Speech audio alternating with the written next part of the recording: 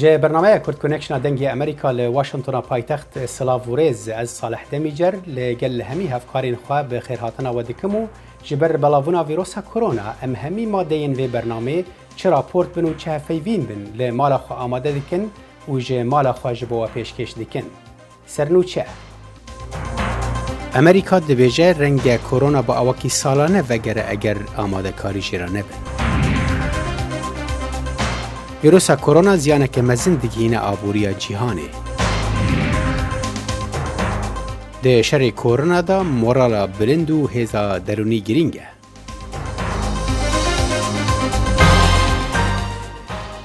اندام تیما کوشکا سپیا روبروبنا ویروس کرونا دکتر انتونی فاوچی دجداری دا که دبه ویروس با آواکی سالانه وگره و بهسترجی اگر آماده کارین باش جیرا نبن. فاوچی گوت بلگین وی که اون کو آلی باشوری گردونی جی کو دیاره بهاتنا مهن زوستانی را ویروس لی بلاو دبیه. وی گوت شانس وگرا ویروس با آواکی بهستر دهیله کو پر گرینگ به لیکولینر به بردوامی کار بکن لسر دیتنا درمانان دا کو امریکا و ولاتین دن آماده بن جبو وی که تیزانین کو تانها در دورا 9 میلیون کس لجیهان نخوشن کرونا نو دورا 22,000 کس جیانا خوش دستایه. لگل قربانی مروفین ویروس کرونا و هر وها زیانک مزن گیهاندی آبوریا جیهانه. اماری نو دیار دکن چاو آبوریا ولاتان بر به تکچونی وده چه. لی دیار هیویک هیا. اجانسا والهی عزمانیه اوروپی دبیجه وینه ستلایت دیار دکن که پیسبونا به کمتر دبیه ده انجام دورکتنا خلکی جهو و ماینا وان دناو مالین خوده. بلاونا ویروسا کرونا نبتنه گفان لسر جیان مروفان دکت لی کاریگری لسر چندین بوارین دین جیان ین جواکی و آبوری هیا. داتای نی گمان دخنه سر روشا آبوری جیهانی گواهی برو دا کفتنه که مزن بچد. جاده و بازار و بنگهن کارداری لپرانی باجرین جهان داخستینه. بازار دراوی ولات یورو برایجا 300 هرج دسپیکا و مه دا کفتن بخوودیتیه. اوه مزنترین یک هرج سال 1998 به تایبت لفرانسا و المانیا.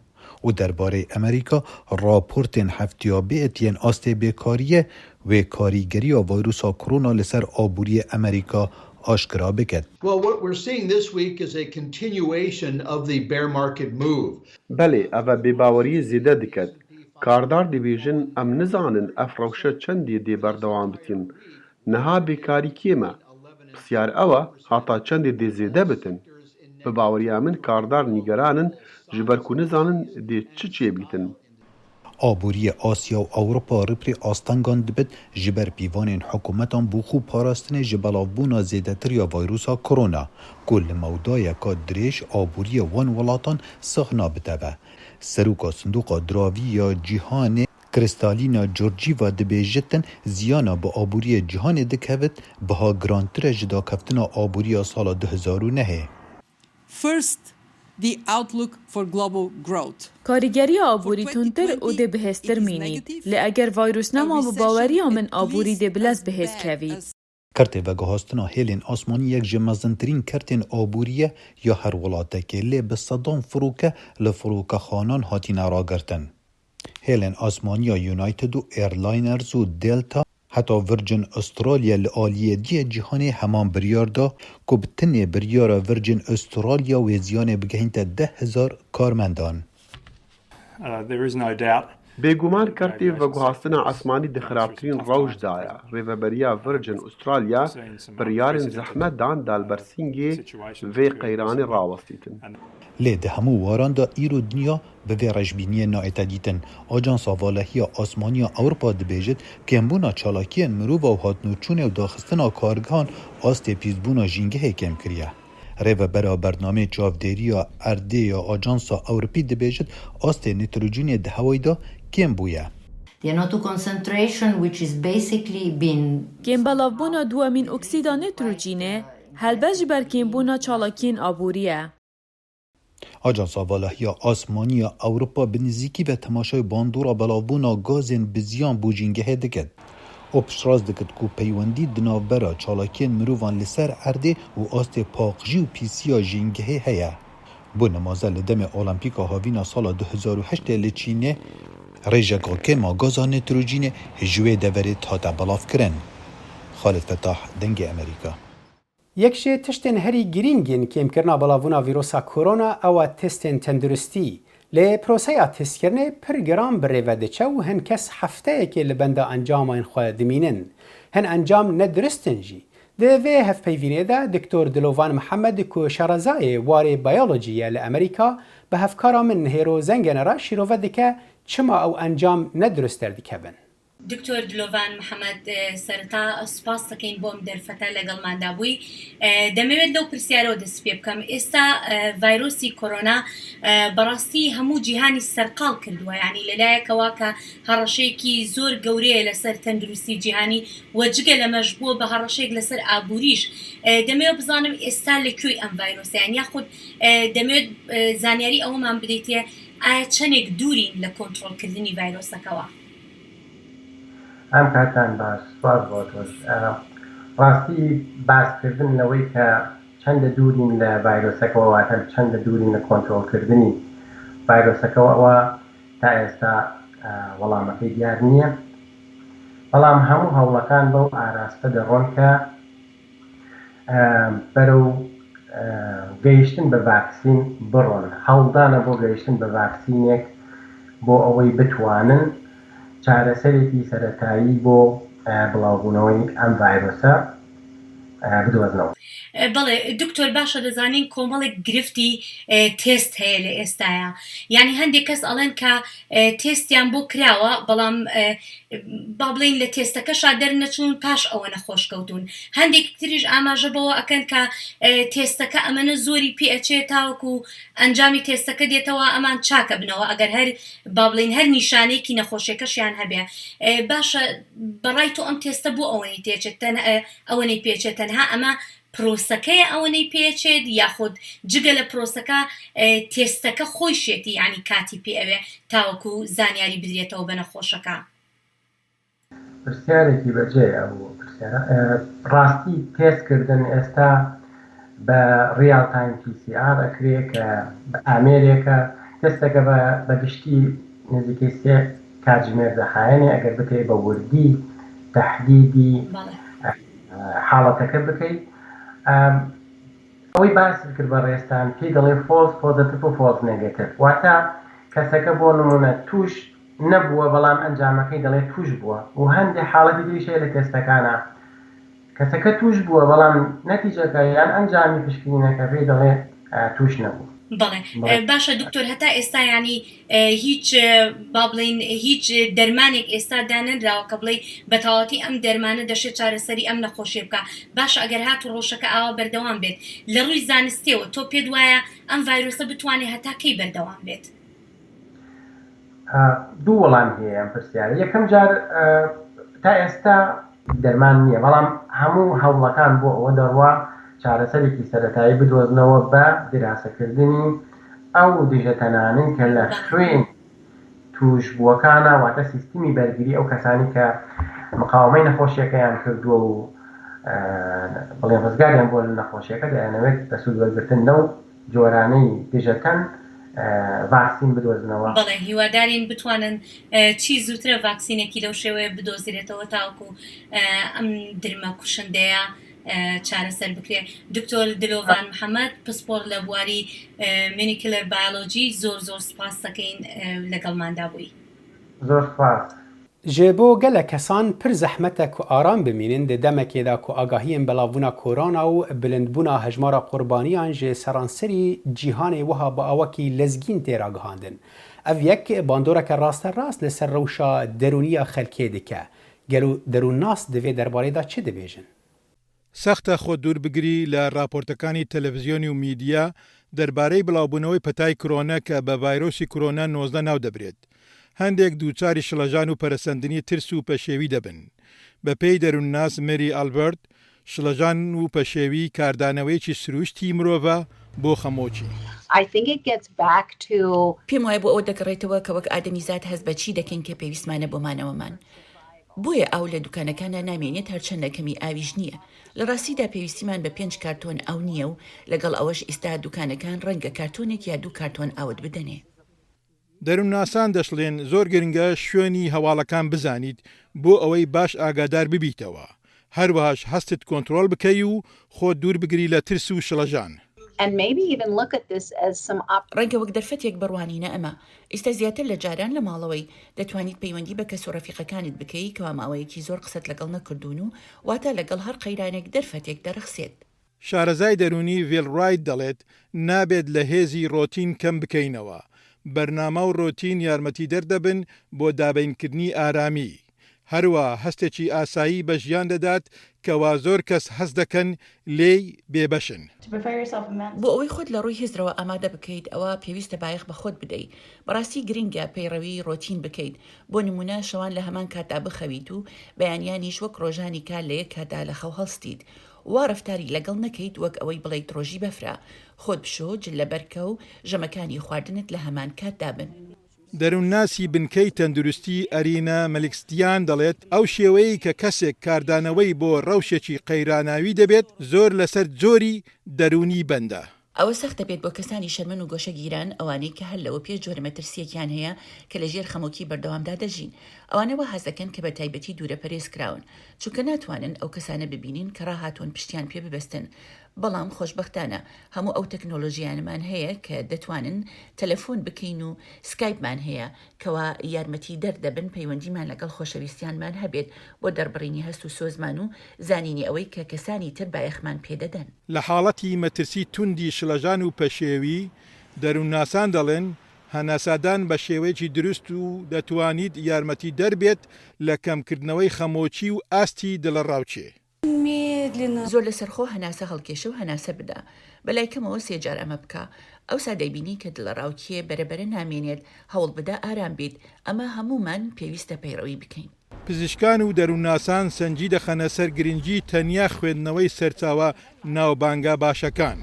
شارەزایان دەڵێن زانیاری و ڕاستیەکان تاکتیکی سەرەچین بۆ بربەرەکانی کردنی نامتمانەیی و دڵەڕاوچێ. یەکێتی ئەوروپی داخواز یونانستانی کرد کە کۆچبەران ji wan kampên bi qerebalixên giravên xwe derxe ji ber belavbûna vîrosa korona. Rêxistinên mafê mirov hişdariyê didin li dor rewşa xeraba koçber û penaberan ku ji şer û birçîbûna rojhilata navîn direvine Ewropayê. Ji bo agahîn bêhtir di vê derbarê de hevkarê min Belên Salih li gel nwênerê dezgeha lûtkeya karûbarên penaberan lê Yunanistanê Hesên Heme Salih axivî. کاک حسێن سەرەتا زۆر سپاس دەکەم بۆ ئەم دیمانە کورتە و حەز دەکەم پێشەکی بە کورتی باسێکم بۆ بکەی ڕۆژی پەنابەران ئێستا لە یۆنان چۆنە بە تایبەتی لەم سەروەختی بڵاوبوونەوەی ڤایرۆسی کۆڕۆنا. زۆر سپاس بۆ تۆ بۆ بەڕێستان هەروەها بۆ سپاس بۆ بیسەران و بینەران کە جۆر لەم پەیامە ئێمە ئاگرنیا خۆ لەم پەیامە ئێمە دەبینن. بێگومان ڕۆژی پەنابەران لەم کاتەیە لە وڵاتی یۆنان ڕۆژ بە ڕۆژ بەرەو ئاڵۆزتر دەچێت بەرەو سەختتر دەچێت بە تایبەت کە لەم کاتەیە ئەو نەخۆشیە بڵاوبەتەوە ڤایرۆسی کۆرۆنا بڵاوبەتەوە دیارە لایانی پەیوەندیدار لە سنوورەکان لە هەموو شوێنەکان لە کەمپەکان لە دورگەکان زۆر بە ئاگاداری و مامەڵە لەگەڵ ئەو پرسیار دەکەن. ئێستا بە تایبەتی بەوەی ڕۆژی سیاسی لە ناوچەکە و دۆسیەی سووریاوە پەنابەرێکی زۆر لە تورکیاوە هاتوونەتە سەر سنووری یۆنان. دەسەڵاتدارانی یۆنانی ڕێگە بۆ پەنابەرانە دەنبێنە ناوەوەیان هێشتا. بێگومان دوای ئەوەی کە وڵاتی تورکیاوە سەر کۆماری تورکات ڕەجەب تەیب ئەردۆغان ئەو بڕیارەی دەرکرد کە لەمە لە سنوورەکان ئاوەڵاکات بەرەوڕی کۆچبەرانە کە بۆ بەرە سنوورەکانی ئەوروپا ئەتوانن بڕۆن و ڕێگریان لێ ناکرێت.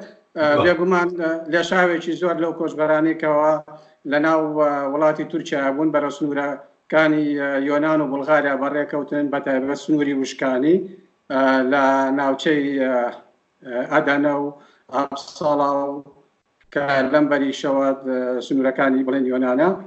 بێگومان هەردوای ئەوە سەرۆکوەزیرانی ئێرە دانیشتێکی کتوپەڕی ئەنجامدا لەگەڵانی پەیوەندیدار و بڕیاریاندا کە بە هیچ شێوەیە ڕێگات بە تاکە یەک پەنابەریش نەدەن یەک کۆچبەر بتوانێت دەربازی سنوورەکانی یۆنان ببێت.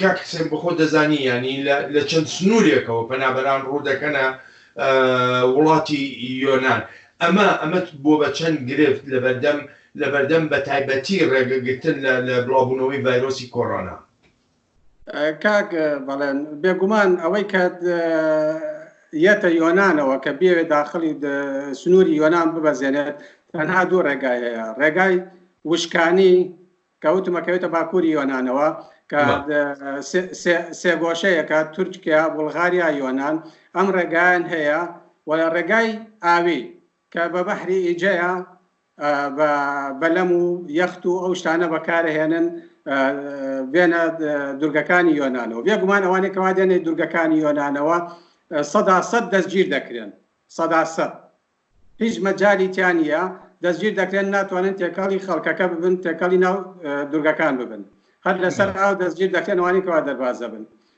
بە سەبارەت بە تیمی ئەوەی کەوا پێشکەنی نوشتیان بۆ بکرێت لە ئەم ساڵ سەرەتای ئەم ساڵەوە ئەوەی کە هاتۆتە وڵاتی یۆنان کە سنووری بەزان و هاتۆتە وڵاتی یۆنان بەپێی ئەو ئامارەی کە لە UN هەیە زیاتر لە 9400 کەس هاتوونەتە سنووری یۆنانەوە لەم 9400 کەسە 4189 کەسیان لە مانگی سێ هاتوون لەم مانگەیە ینی لە بیدایەتی لە سەرەتای مانگی سێ هەتا 22 سێ هاتوون ئەم ڕێژەیە هەر هەمویان خراونەتە کەمپی داخراوەوە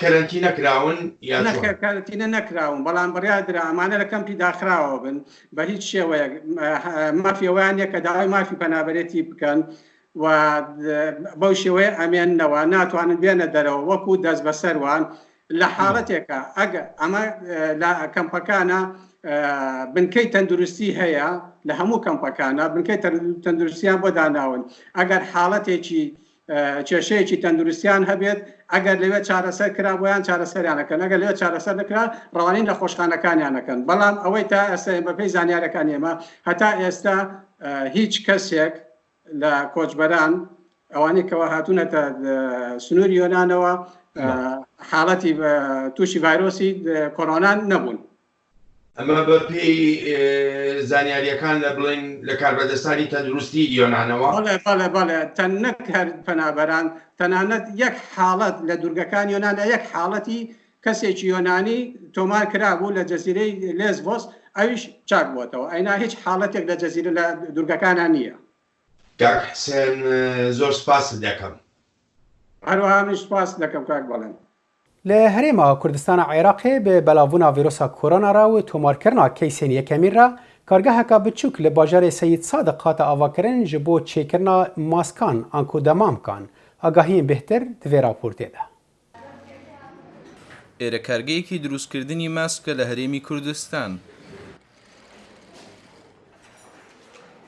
Êre qezayê Seyid Sadiq û duayê bilavbûnەوە û teşenekirdinî vayrosî korona li Herêmî Kurdistan û cîhan de ئەم کارگەیە کارەکانی لە درومانی جلوبەرگەوە گۆڕیەوە بۆ بەرهەمهێنانی ماسک کە لە ئێستادا خواستێکی زۆری لەسرە.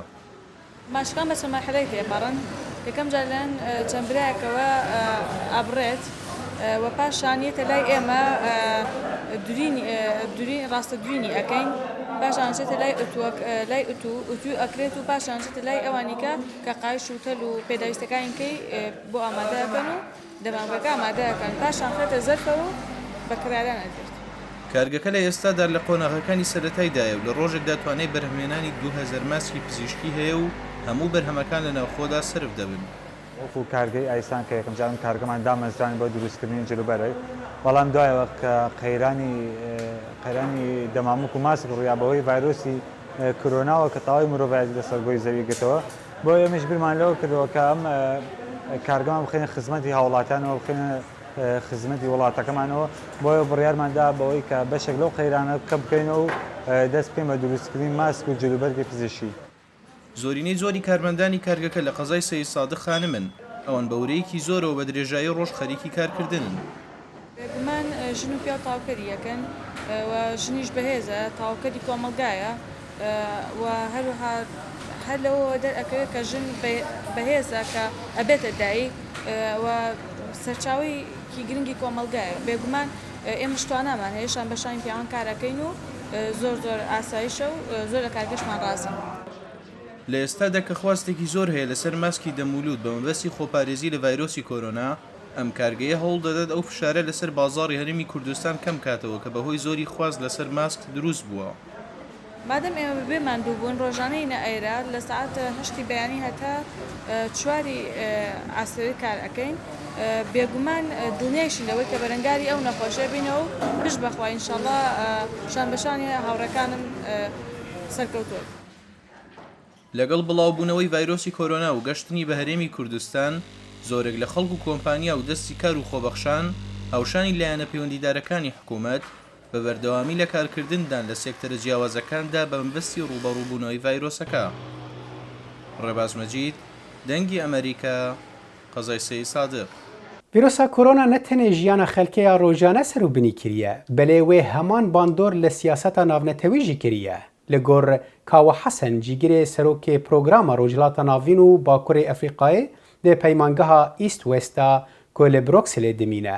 برێز حەسەن ژێ هەفکاری من دەخیلێ شەمۆرە دەبێژە ئەڤ ڤایرۆس نەتەنێ کریزەکە سەغڵەمیە گشتیە، بەلێ ئەو سیاسی و ئابووری و چاندیەژی. کاکاوا سوپاس بۆ کاتی جەنابەت. بەلەبەر چاوگرتنی ڕاستی ئەوەی کە ڤایرۆسی کۆرۆنا جیهانی لێکدا بڕیوە، لێکەوتەکان چۆن دەبنوە، کاریگەری لەسەر ڕەهەندەکانی جیۆپۆلیتیکی جیهان چۆن دەبێت؟ ئەوەی کە ئێستا ئەیبینین بەداخەوە یعنی کارتێکردنێکی زۆر نێگەتیفە لەسەر کۆی پەیوەندی نێوان دەوڵەتان وەزلهێزەکان. ئەوەی کە ئەیبینین بریتیە لە پەرتەوازەیەکی یعنی بێ ئەندازە لەسەر ئاستی سیاسەتی جیهانی. هەر وڵاتە و بۆ خۆی، ئەوەی بە کوردی خۆمانەڵێ هەر یەکەو بۆ خۆی. یعنی تەنانەت کار گەشتوتە ئەوەی مەسەلەن بۆ نمونە هەندێک دەوڵەت دەست بگرن بەسەر هەندێک ماسکە کە بۆ نمونە وڵاتێک داوای کردووە لە سین بەوێ تێپەڕێت دەستیان بەسەرا گرتووە ئەڵێ ئێمە بەپێی یاسا هەندێک یاسا بۆمانەیە دەستی بەسەرا بگری، یعنی کار گەشتوتە ئەمە و ئەمە طبعا یعنی کاتێکنێکی زۆر خراپە. لایەنی خراپی ئەوەیە کەوا مەسەلەن بۆ نمونە بڵاوبوونەوەی تیۆرەکانی پیلانگێڕی نظریەت المؤامرە conspiracy theories مثلا ئەم ئەڵێت سین مەسئولە لەوە ئەو ئەڵێ ئەمریکا مەسئولە لەوە کە ئەمانە هەمووی طبعا کۆی بڵین ئەوە نییە کۆی ئامادەبوونی جیهان بۆ بەرەنگاربوونەوەی ئەم ڤایرۆسە زۆر بێهێز و لاوازەکە. بە کورتیەکە پەرتەوازەیەکی گەورە هەیە لەسەر ئاستی جیهان، نەبوونی هاوکاریکردن لە نێوان وڵاتان و زلهێزەکان و ئیفلیجبوونی با بڵین مەبدەئی هاوکاریکردن و نێودەوڵەتی. باشە کاکاوە گۆڕانکاریەکان کە چاوەڕوان ئەکرێ لە جیۆپۆلیتیکی جیهاندا بەهۆی بەڵاوبوونەوەی ئەم پەتایە چۆن دەبن؟ خاڵی یەکەم بریتیە لەوەی کەوا وەکەوەی ئێستا ئەیبینین چین هەوڵ ئەیات بە هەموو توانایەکی خۆی دەری بخا بۆ جیهان کەوا چین مۆدێلێکی ئەڵتەرناتیڤە بۆ مۆدێلی با بڵین ئەو کەپیتالیزمی لیبرالیزمی غەربی کە ئەتوانێت بە باشترین شێوە بە شێوەیەکی کاریگەر بەرەنگاری ئەم ڤایرۆسە بێتەوە. ئەڵێ بۆ نمونە من سیستەمێکی سیستەمکاریم هەیە بەڵام لە هەمان کاتا سیستەمێکی ئابووری ئازادم هەیە تا ڕادەیە کە لەژێر دەسەڵاتی دەوڵەتایە و بە حکمی ئەوەی سیستەمەکە تۆپداونە لەسەرەوە بۆ خوارەوە ئەوێت پیشانی دنیا بکەوە ئەم سیستەمە سەرکەوتوترە لە سیستەمی بۆ نمونە ئەمریکی یا با بڵین سیستەمی لیبرالیزمی دیموکراتی غەربی. ئەمە یەکێک لە تەمەنەمە چین ئەم هەوڵە ئەیات ئایا چین لەم هەوڵەیە سەرەکەوێت ئەویان پرسیارێکی گەورەیە. ئەوەی کە ئەیبینین بۆ نمونە ئەمریکا لەم لانی وەکو زلهێزێکی یەکی وەکو گەورەترین زلهێز لە جیهانە حالیان ئەویش خەریکی خۆیەتی، یعنی ئەمریکا نەگەر ئەمریکا زۆربەی وڵاتە ئەوروپیەکان ئەوانی کە ئابووری بەهێزیانەیە جۆرێک لە پاشەکشیان پێوە دیارە هەر یەکەوت چۆتەوە ینی گۆشەگیریەک ئەبینین لەسەر ئاستی زلهێزەکان. لەگەڵ ئەوشە دەزانین کاکاوەکە هیچ لە وڵاتانی جیهان توانای ئەوە نییە کە بە تەنیا بمێنیان لە خۆی لە دنیا دابڕێ. زۆر ینی ڕایەکی بەجێ کاک دەخی منیش لەگەڵ ئەو چونەیە من ویستم بێمە سەر ئەو خاڵە. ئەوەی کە ئێمە ئەیبینین بڵین هەوڵێکە لەلایەن چینەوە بۆ دەخستی ئەوەی کەوا ئەڵتەرناتیڤە بۆ ئەم سیستەمەی کە ئەمڕۆ لە دنیا هەیە. طبعا چین ناتوانێت ئەمە بکات، ئەمریکاش بەتاقی تەنها ناتوانێت چارەسەری ئەم قەیرانە گەورەیە بکات، ئەوروپای غەربی ناتوانێت هێزەکانی کەش ناتوانن و لە هەمان کاتیشە هەموو ئابووریەکان بەیەکەوە پابندن. ئابووری ئەمریکا و چین لە هەموو کاتێ زیاتر تەواوکەری یەکترن بە هەمان شێوە ئابوووریەکێتی ئەوروپا هەرچەند هەوڵ هەبێت یعنی بۆ گۆشە ینی با بڵێنەوە نیە کەناگیری و گۆشەگیری نەتەوایەتی و لە داهاتووشە بێگومان لە ئەوروپا ئەیبینین لە وڵاتانی کەژە بینین هێزە ڕاستەوەکان هەوڵ ئەدەن ئەوانەی کە ناشنالیستن کەوا بڵێن ئەها ئێمە پێمانوتی چاکترین حل بۆ ئەوەی ئێمە دەربازمان بێ داخستنی سنوورەکانە هەر یەکە و هەوڵ با خۆی کێشەکە چارەسەرکە بەڵام ئەمە خەونە بە هیچ شێوەیە ئەمە ناتوانێت سەر ناگرێت نەچین نە ئەمریکا نە وڵاتانی کاتوانن بە تاقی تەنها چارەسەری ئەم قەیرانە گەورەیە بکەن تەنها ئەڵتەرناتیڤێک ئەگەر بمانەوێت بە ئاسانی لەم قەیرانە دەربچین وە سیستەمێکی نوێ دابڕێژین کە دادپەروەری زیاتری پێوە بریتە لە هاوکاریکردنی نێودەوڵەتی نەک گۆشەگیری نەتەوایەتی.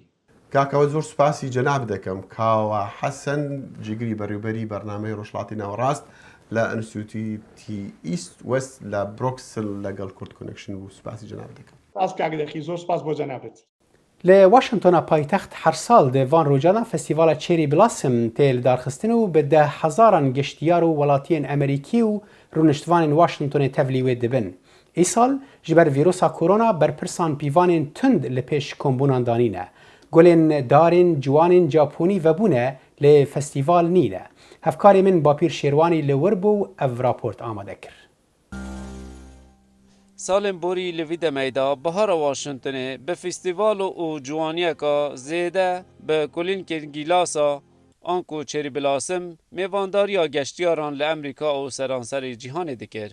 Lê ev sale ji bo xweparastinê ji nexweşiya koronayê tu xelkekî kêm dibînî. Zorbey kesên ewlehî yan ew kesên xizmeta bajêr dikin wek polîsên daristana û paqîşkirinê diyarin. û ew kesên ku dixwazin werzişê bikin an ku di malên xwe de mandî bûne berçav dikevin. Hindek xelek dixwazin ku rê ji wan nehêye girtin. Herçend dema diviya baxivin daxwaz kir ku navbera me ya sinûrdar bî bo xweparastinê ji nexweşiyê. Ez tê digem xelek naxwazî nexweşkevît û ev rewşe neya diyar e. Rêya serpirdeya hatiye girtin û rê ji bo Martin Luther King Jr. û hemî rêyên diyên hatîne girtin. Ji ber ku em dê nexweşkevîn li van cihan. Lê parka serekî nehatiye girtin. Ez tê nagihim ev hemî trombelên polîsan dixwazin me ji vî vayrûsî biparêzin. Hindek jî li xaniyet xwe derdkevin bila dijatiya xwe derbirin bo vê rewşa taybet û daxistina cihên geştiyarî. Ez hezir dikim ev jî wek her vayroseka din e ku hêşta çareserî jêra nebûye. Min bawerî bi van tiştan nîne ew ên li ser televizyonê dibînim. Bihara ev sale û siruştê ciwanê Washington wekû hemû salê dî bi xemlandî hat. Lê xelek bi kêmî beşdarî vê xweşiyet vê biharê bûn ji ber nexweşiya koronayê. Bapîr Şêrwanî, Washington, dengê Emerîka. Belê bîner hêja li vir em digihin dawiya Kurd Connection'a îro saxî û selametiyê ji wara hêvî dikim û her şad bin.